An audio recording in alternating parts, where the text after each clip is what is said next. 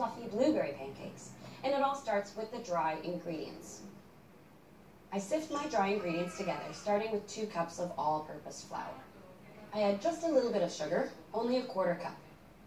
Really, the sweetness in breakfast pancakes comes from what you put on top.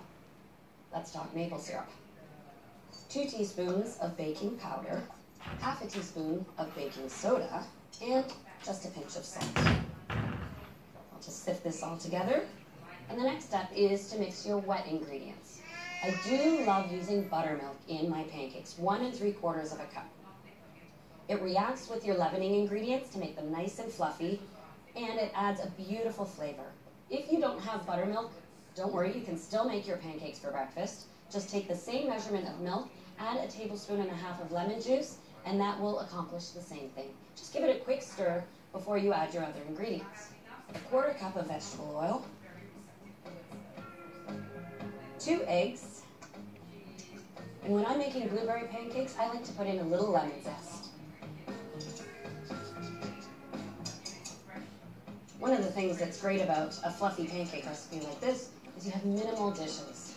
So to start your morning off right, you just make a cup of coffee, start making pancakes, and they're done before you know it. When you're mixing your wet ingredients into your dry, it's important not to overmix. Don't use electric beaters or a mixer. Just whisk it by hand. And you do actually want to see a few lumps. That way you know you'll have tender, fluffy, light pancakes. There, and that's exactly what I mean. It's generally smooth, but you can actually see a few lumps. I've got a non-stick pan that I'm preheating just above medium. Now, as a general rule, the first pancake you make is kind of your test pancake. Gotta figure out the right temperature for the pan. But I always consider that first pancake the chef's privilege. Has no calories, and you simply make it disappear by eating it. Even though I'm using a non-stick pan, I like to grease the pan lightly with butter. More for the flavor and the nice even browning you get.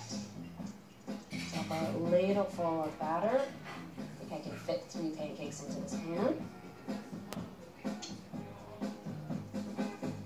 And this them in the top of the pancake.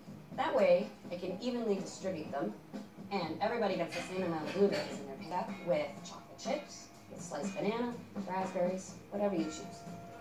I find when I cook pancakes that they cook about 3 to 4 minutes on the first side, and then when you flip them over, they only take about 2 minutes more. Now it's time to flip my pancakes.